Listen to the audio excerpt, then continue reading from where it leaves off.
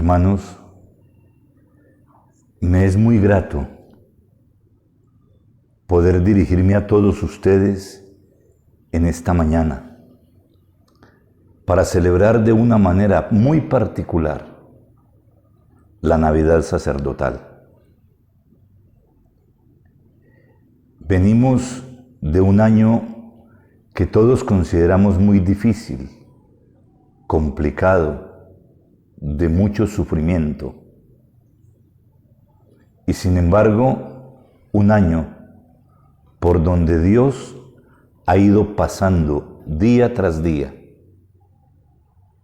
no solamente para salvarnos a nosotros, no solamente para ofrecer el sentido de la vida a nosotros presbíteros de esta Iglesia Diocesana de Garzón, sino para todo el pueblo de Dios y también para todos los hombres. Frente a la pandemia que estamos enfrentando, muchos se pueden preguntar, como Israel se preguntaba en el desierto, ¿estará o no estará Dios en medio de nosotros? La respuesta no ha variado. Israel respondió que Dios estaba en medio de ellos. Nosotros seguimos respondiendo que Dios está en medio de nosotros.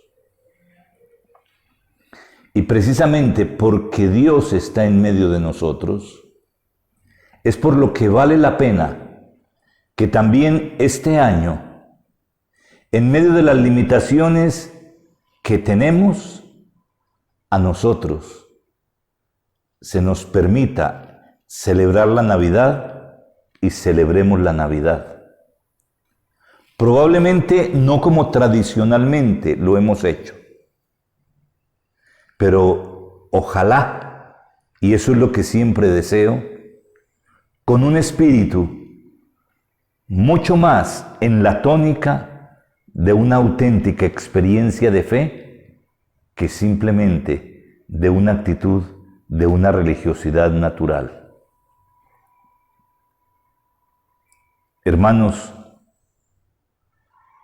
Dios no solamente se ha hecho hombre, Dios se sigue haciendo hombre en cada hombre que cree.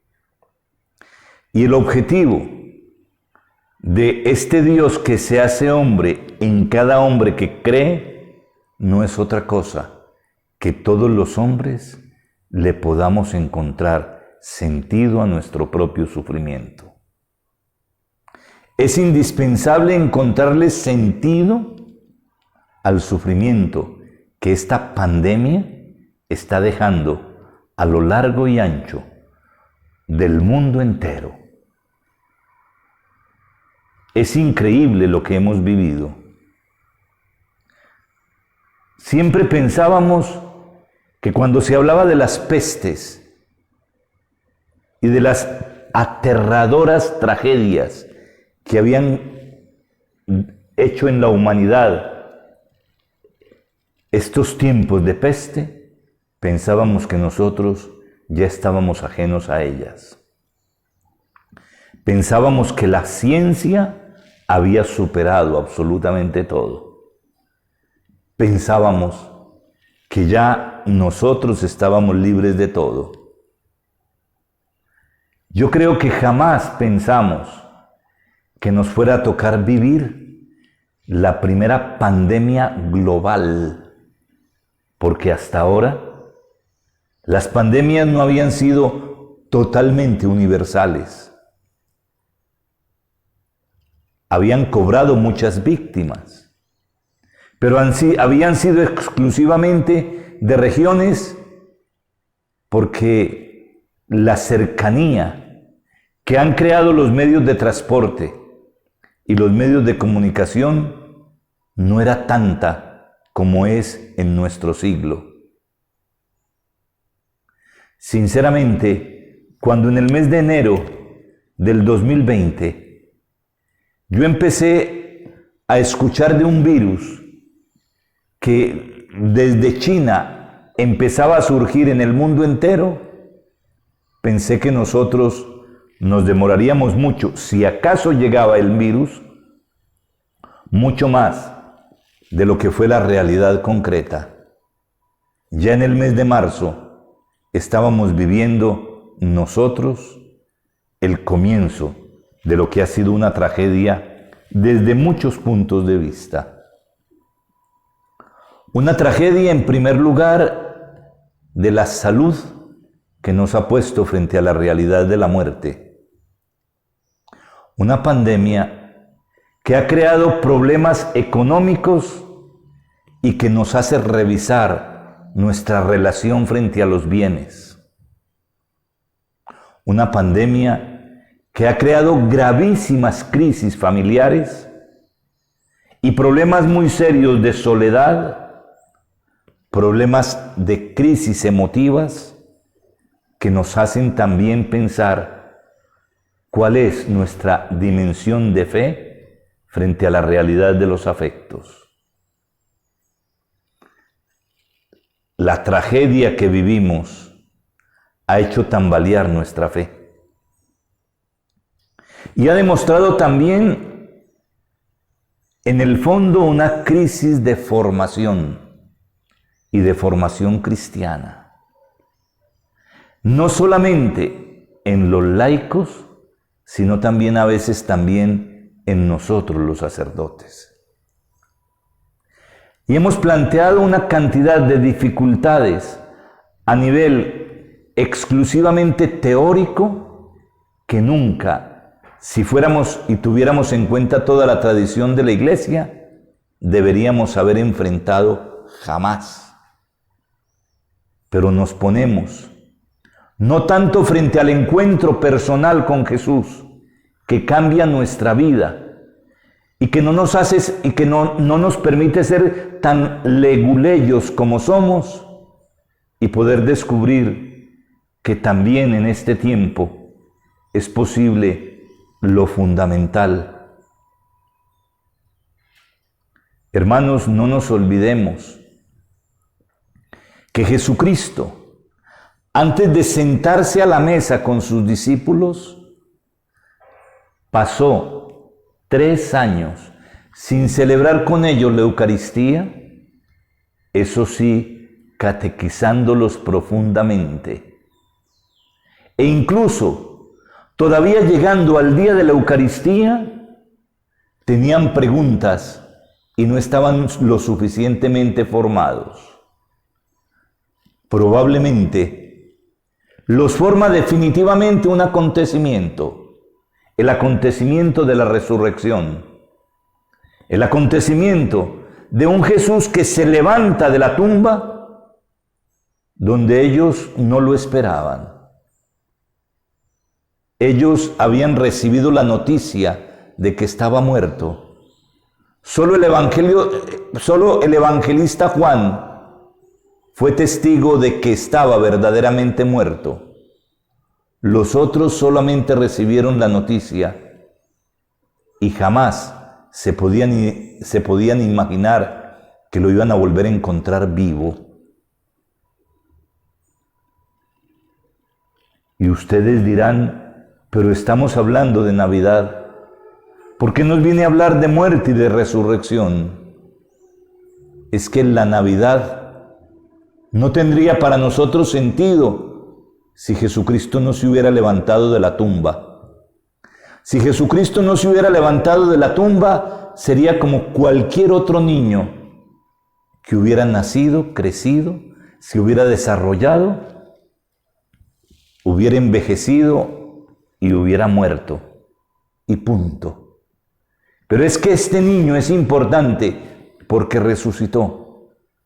Y nosotros, es cierto que no podemos olvidar la ternura del nacimiento, pero no nos podemos quedar solamente con la ternura del nacimiento cuando la vida del hombre no está hecha solamente de ternuras, sino de acontecimientos tan difíciles como los que nosotros estamos viviendo.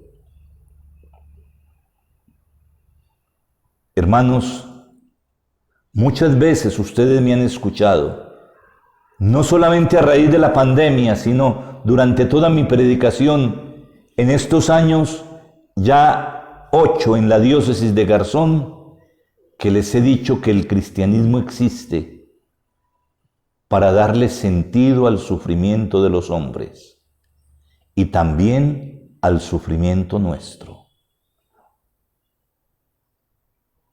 Es entonces necesario que nosotros este año, hablando de la ternura de la Navidad, también hablemos de la seriedad de todo el misterio de Cristo. Porque el misterio de Cristo no puede ser fraccionado. El que nace es el que sufre la pasión, el que entra en la cruz, el que muere, el que resucita, el que sube al cielo, el que envía el Espíritu Santo y el que funda la iglesia. Y será también el que vendrá al final de los tiempos. El misterio pascual no se puede dividir. Nosotros, por pedagogía, lo presentamos de esta manera, pero nunca el cristiano, ni en Navidad puede olvidar la Pascua, ni en la Pascua puede olvidar la Navidad. Nunca se puede olvidar tampoco la segunda venida y todos los acontecimientos. Es decir, todo tiempo litúrgico ha de tener en cuenta toda la historia de la vida de los hombres, porque eso es lo que le interesa iluminar. Para hablar precisamente del sufrimiento en este tiempo, yo quiero tomar un texto de la primera carta de Pedro, en el capítulo 4, versículo 17, y después a partir del versículo 12, hasta el versículo 19. Este texto nos va a hablar del sufrimiento. Y nos va a decir que hay dos causas de sufrimiento. Una primera causa de sufrimiento, que es la consecuencia del mal que nosotros hemos hecho.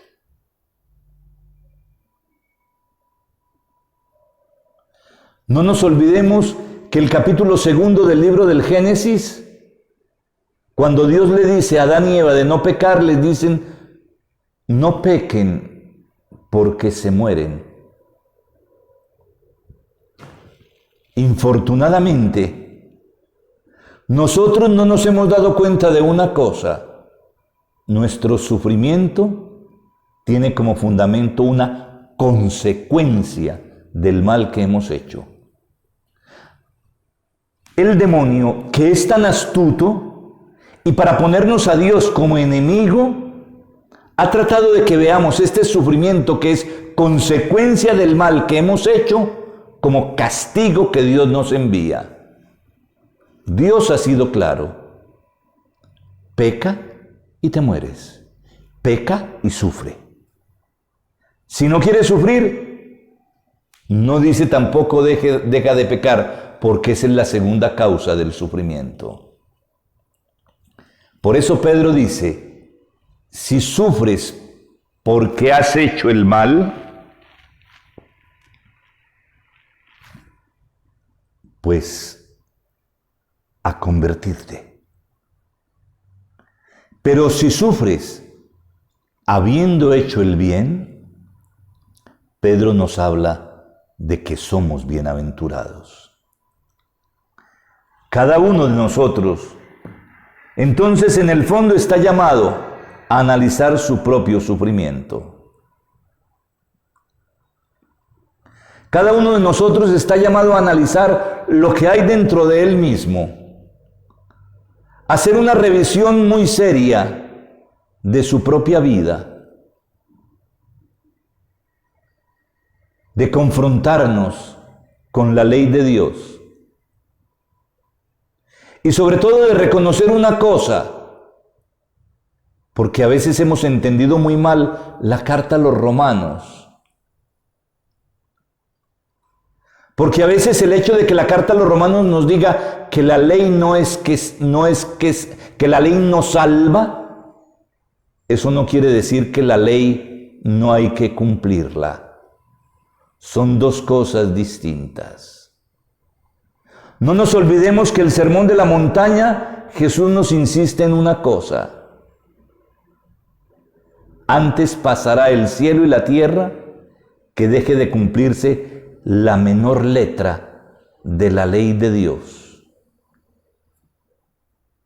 Y el Sermón de la Montaña lo que nos va a decir es que efectivamente lo que nos salva es Jesucristo, y Jesucristo nos da su Espíritu para que ustedes y yo tengamos la fuerza para cumplir la ley.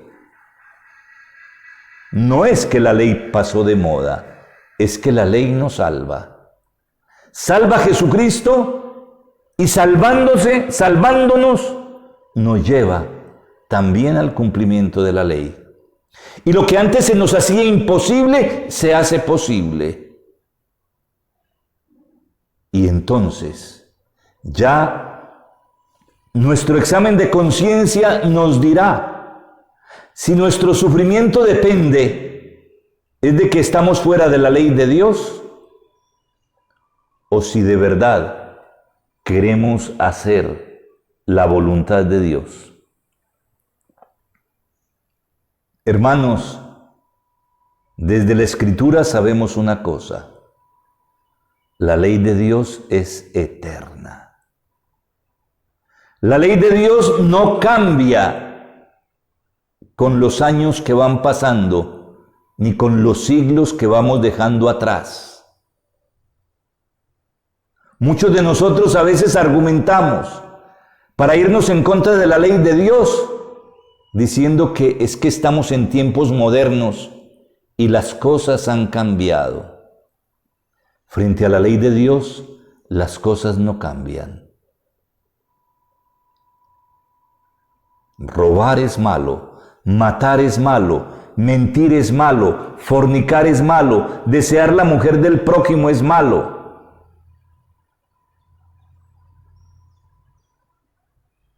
No santificar las fiestas es malo. No amar a Dios con todo el corazón, con toda la mente y con todas las fuerzas es malo. Y no amar al prójimo como nos amamos a nosotros mismos es malo. No nos engañemos pensando que los tiempos han cambiado. No nos engañemos simplemente queriendo decir y recurrir a un Dios comprensivo, porque es cierto que es comprensivo, porque es cierto que es misericordia y porque es cierto que no nos quiere imponer ni la ley ni la salvación. No nos quiere imponer ni siquiera su espíritu, no nos quiere imponer ni siquiera su nacimiento en lo más íntimo de nosotros mismos. Hermanos, hemos de pensar con seriedad nuestra propia vocación. Hemos de pensar con seriedad la urgencia y la necesidad de una conversión seria. Porque, hermanos, no podemos negar, el sufrimiento se nos ha metido en nuestra carne.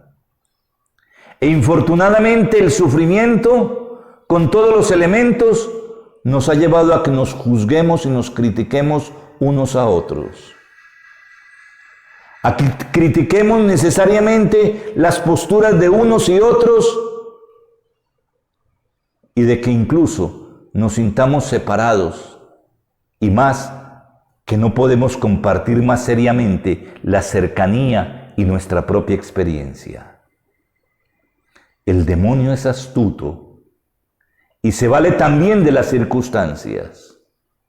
Y sobre todo cuando en las circunstancias nosotros no somos capaces de descubrir la voluntad de Dios. Hermanos, es muy importante la evangelización y es muy importante los sacramentos en la iglesia.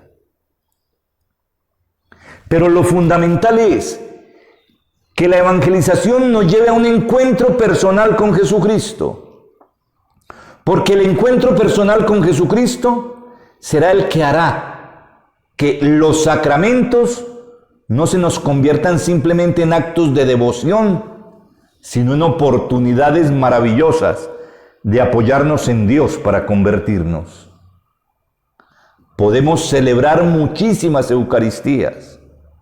Podemos incluso practicar muchas veces el sacramento de la penitencia y ojalá lo hagamos con mucha frecuencia. Ojalá lo hagamos con mucha frecuencia. Pero celebrar los sacramentos no es signo de conversión, porque podemos seguir celebrando los sacramentos y mantenernos anclados en nuestros propios pecados. Y descubrir incluso que de nuestros propios pecados nace entonces el sufrimiento, porque es la consecuencia y no el castigo. Dios no nos quiere castigar, sino salvar. Todo el principio del Evangelio es salvación, no castigo y condenación.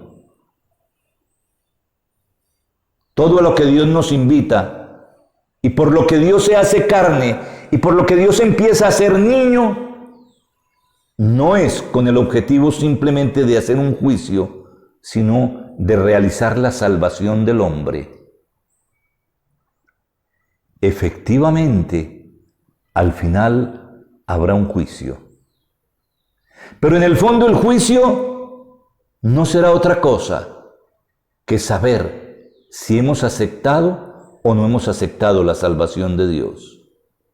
Y si hemos aceptado la salvación de Dios, la síntesis de toda esa salvación aceptada será el que amamos a Dios con todo el corazón, con toda la mente, con todas las fuerzas y al prójimo como a nosotros mismos. Por eso decía San Juan de la Cruz, cuya fiesta celebraremos en estos días, el 14 de este mes, que al final de nuestra vida nos examinarán en el amor. Porque si de verdad hemos acogido a Dios en el corazón, podemos estar seguros que el resultado no es otro que este amor en esta doble dimensión. Y si nosotros nos sentimos como impedidos y atrapados e incapaces de abrirnos a una relación de amor con el otro, es el signo de que todavía no nos hemos encontrado personalmente con Jesucristo. Sabemos teología. Podemos tener grandes disquisiciones a nivel racional, pero sin encuentro con Jesucristo no hay conversión ni posibilidad de llegar a poner en práctica lo que nos hará felices. San Juan Crisóstomo nos decía que todo el Antiguo Testamento nos llevaba a una única conclusión: la incapacidad del hombre de salir de sus pecados sin Jesucristo.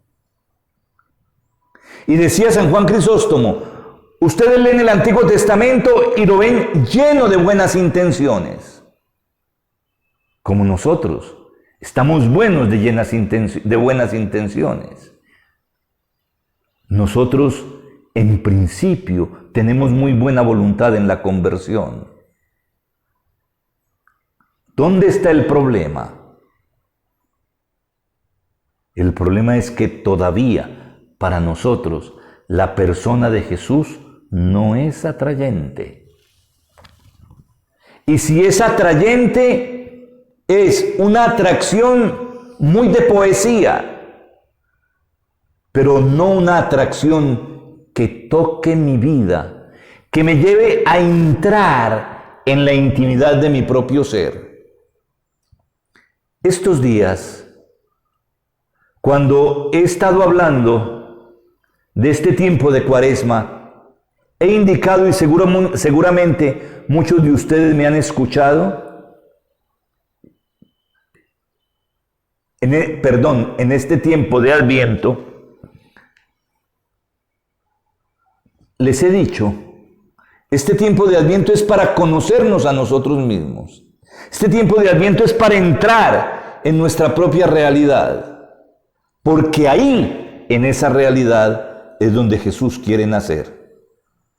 También, como en otros años, seguramente ustedes ya me han escuchado a mí decir que el pesebre donde Dios quiere nacer es la realidad de nuestro propio corazón, que no nos la tenemos que inventar, es la que es la que es.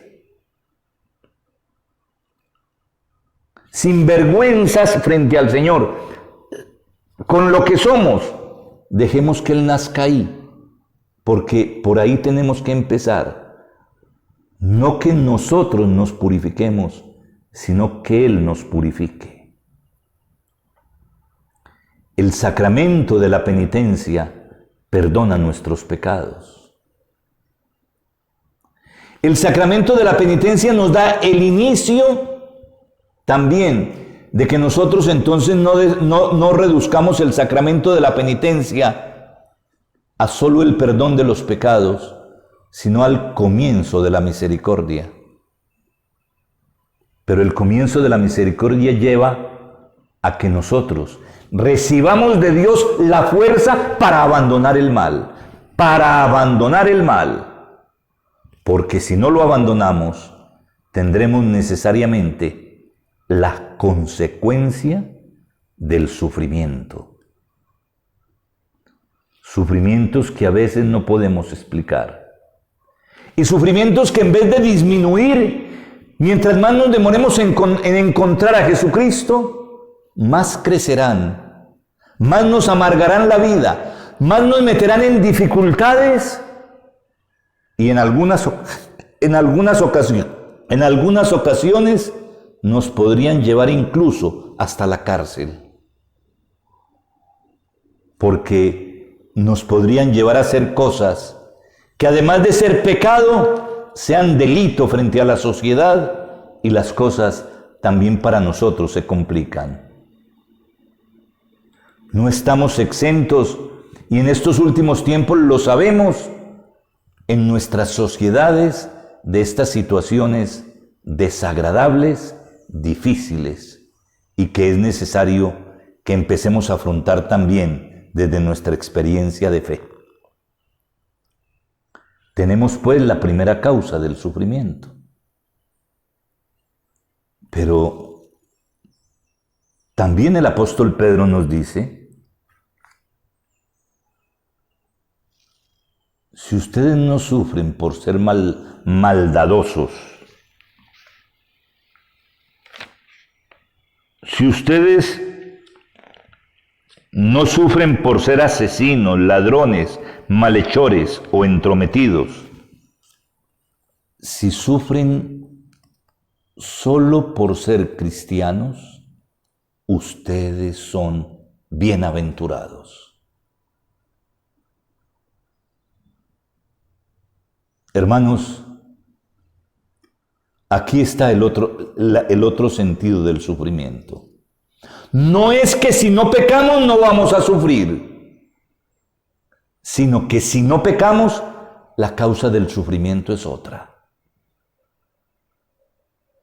La causa del sufrimiento es que entonces a ustedes y a mí Dios nos asocia para que a través de nuestro propio sufrimiento se convierta también en redentor de nuestra propia vida y de los que están cercanos de nosotros. Esta ya es una experiencia muy seria de fe. Esta es la experiencia de los grandes santos. Esta es la experiencia de Juan de la Cruz. Esta es la experiencia de Francisco de Asís. Pero esos han llegado a alturas enormes de sufrimiento. Probablemente a ninguno de nosotros el Señor nos va a llevar a esa altura. También nos puede llevar si nosotros nos disponemos. Pero probablemente no es a este sufrimiento en el grado de esa santidad tan profunda de estos hermanos. Pero sí será un sufrimiento cotidiano, un sufrimiento más sencillo que también se asociará al sufrimiento de la cruz. En el fondo esto es lo que el apóstol Pablo también va a decir en la carta a los Colosenses, cuando nos afirma que es necesario que se complete en el cuerpo que es la iglesia los sufrimientos que faltaron a la pasión de Cristo. Parece ser que a nosotros nos parece un texto de difícil interpretación. Si nosotros nos hubiéramos familiarizado con los padres de la iglesia, si nosotros nos hubiéramos familiarizado, por ejemplo, con Agustín de Hipona, encontraríamos que comentando esta carta a los Colosenses, él nos dice: a la pasión de Cristo no le faltó absolutamente nada. La pasión de Cristo estaba completa. Lo que pasa es una cosa: Cristo es solamente la cabeza de la iglesia. Y ahí sí faltaba algo. La cabeza había sufrido todo, absolutamente todo. Pero es que el Cristo total, dice Agustín, y esa es una teología profunda que la iglesia la ha tomado de la primera carta a los Corintios en el capítulo 12 y también de la carta a los Romanos en el mismo capítulo 12. Allí, la figura del cuerpo, de la unidad del cuerpo, cabeza y miembros. Y Agustín dice, claro, la cabeza ya sufrió todo y no podía haber sufrido más. Pero ahora falta el cuerpo. Ahora faltamos nosotros por entrar en el sufrimiento. Este es el sufrimiento, no el otro.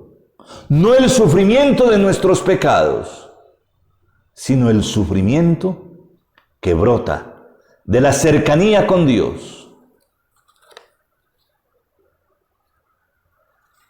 Hermanos, es cierto una cosa: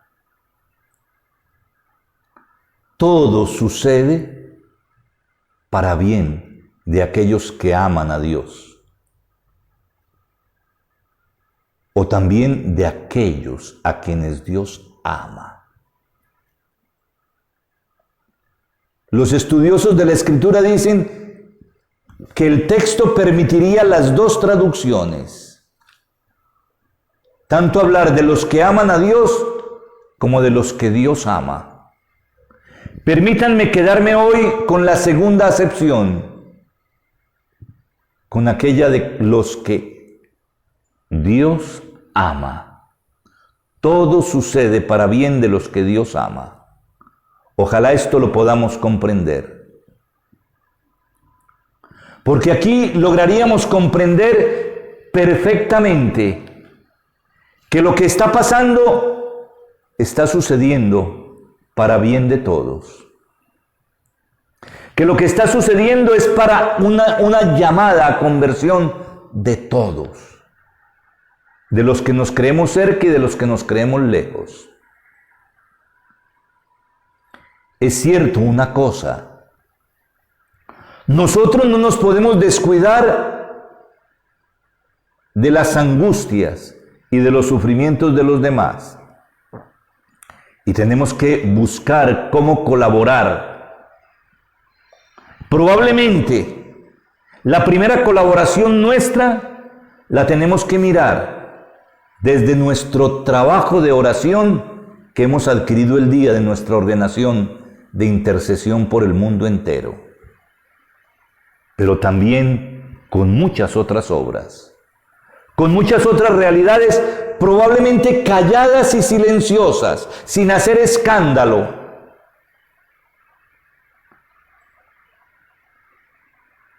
Porque no es que todos los demás sepan lo que nosotros estamos haciendo. Busquemos hacer el bien. Busquemos servir a los hermanos. Y yo estoy convencido que a cada uno lo que nos está sucediendo frente a la misma pandemia es lo que a nosotros nos tiene preparado el Señor para nuestra propia conversión.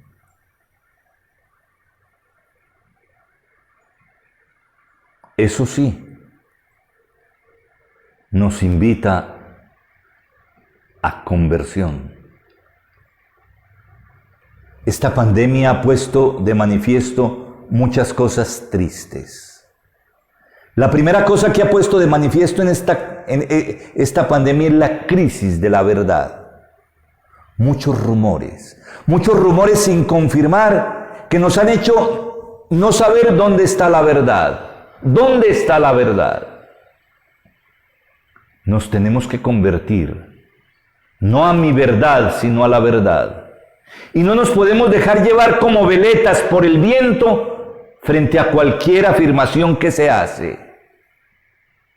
Nosotros necesitamos confirmar la verdad. Y no podemos dar por verdaderas las cosas porque el mundo se acostumbró a que cada uno nos cuenta su verdad y a no preocuparse por la verdad. El problema es cuando nosotros también hemos caído en la trampa y ya para nosotros mi verdad se convierte también en la verdad.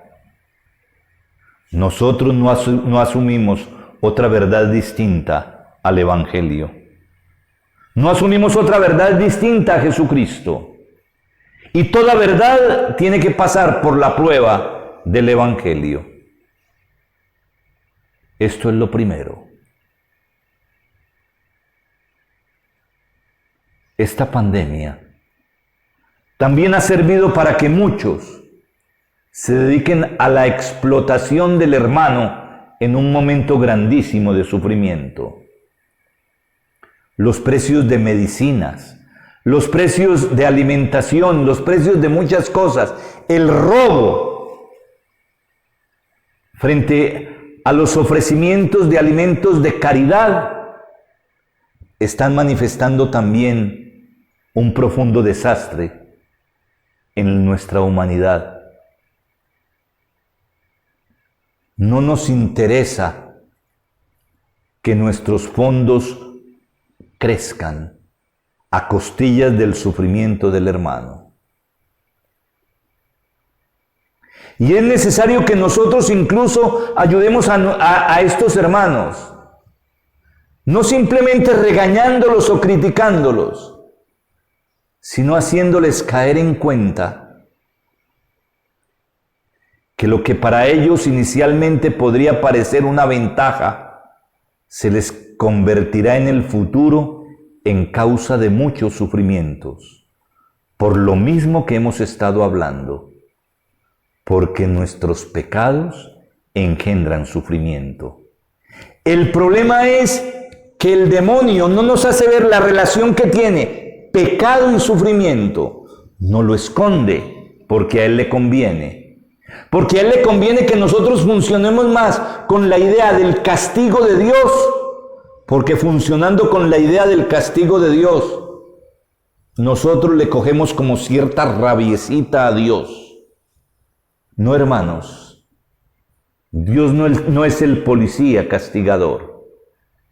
No se olviden nunca, hermanos míos, y anúncienlo al pueblo de Dios. Dios está siempre de parte nuestra. Dios está a favor nuestro. Yo no tengo que hacer nada para ganarme el favor de Dios. Dios no es mi enemigo, sino mi amigo. Yo soy obra de las manos de Dios. Soy su criatura y por eso me quiere. Hermanos, esto es fundamental. Y esto es fundamental hacérselo saber a muchos, porque muchos simplemente están pensando que sin límite pueden hacer lo que quieran y no se dan cuenta que enredan su propia vida. Mucho más triste sería que los que estuviéramos enredando de esta manera nuestra vida fuéramos nosotros mismos, alimentando muchas otras cosas, alimentando odios y rencillas, que también nos pasan la cuenta a través de los sufrimientos de nuestra historia. Hermanos, son muchas más las cosas que yo quisiera decirles. A nosotros, yo creo que le tenemos que dar gracias a Dios, porque en este año de muerte, nosotros estamos vivos. Con esto no estoy diciendo que fue una desgracia para los que murieron. No, probablemente ha sido mejor para ellos porque se han encontrado con un Padre de misericordia. En medio de un año de enfermedad, mal que bien, la mayoría de nuestro presbiterio está sano. Algunos han superado el coronavirus, otros ninguno ha muerto hasta ahora de coronavirus en nuestra diócesis. Damos gracias a Dios. Pero hemos tenido la muerte al comenzar la pandemia de Monseñor Agustín y ahora del Padre Alonso. Pero la mayoría estamos sanos. En un año de escasez, el Señor nos ha bendecido con el pan. Creo que ninguno de nosotros puede decir que está pasando hambre. Y si está pasando hambre, es porque no ha abierto la boca para decírnoslo. Porque yo estoy dispuesto también a salir en ayuda de todos ustedes en las medidas de sus necesidades. En el año de la caída, nosotros permanecemos en pie. Yo espero que en este año de tantos temores, nosotros estemos confiando en Dios. Pero este año no ha sido solamente de pandemia. En muchos lugares ha sido de desastres. A nosotros nos ha tocado algunos desastres mínimos. Todas las avalanchas del río Suaza, todo lo que ha pasado por Gallardo, por Suaza, por todas estas poblaciones. Pero a pesar de eso, estamos seguros.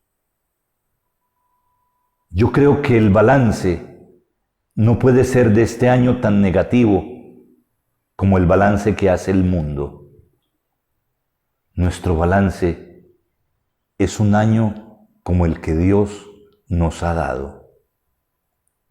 Estamos terminando este año. Con la Navidad concluimos este año civil y empezamos el año nuevo. No quiere decir que el pasar de un año a otro las cosas sean distintas. Ya al menos la vacuna que se empezó a utilizar ayer en Londres, en Inglaterra, puede ser una esperanza para nuestros pueblos. Pero no sabemos. La historia continúa. El sufrimiento no desaparece de un año a otro. Que no se nos olvide que desde la fe estamos llamados a darle sentido al sufrimiento. Que la cuna de Belén sea el comienzo de nuestra propia conversión. Que nos encontremos con el Dios indefenso, con el Dios hecho niño,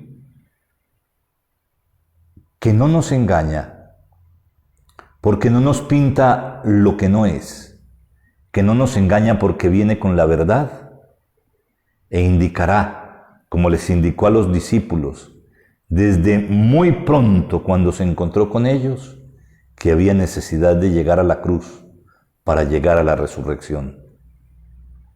Que lo que le decía Jesús a los discípulos de Emaús, también nosotros lo tengamos en cuenta.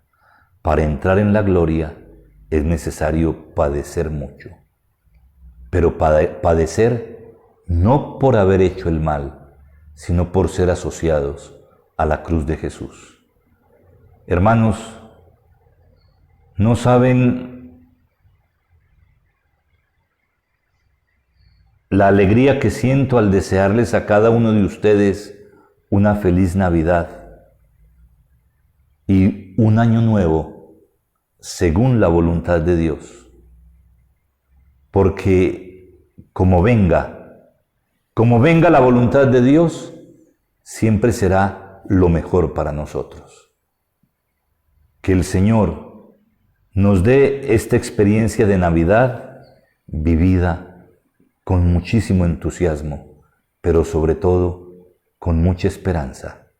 Pero que la esperanza no venga de nosotros, sino que venga de lo alto. Feliz Navidad y feliz año. Y la bendición de Dios Todopoderoso, Padre, Hijo y Espíritu Santo, descienda sobre vosotros.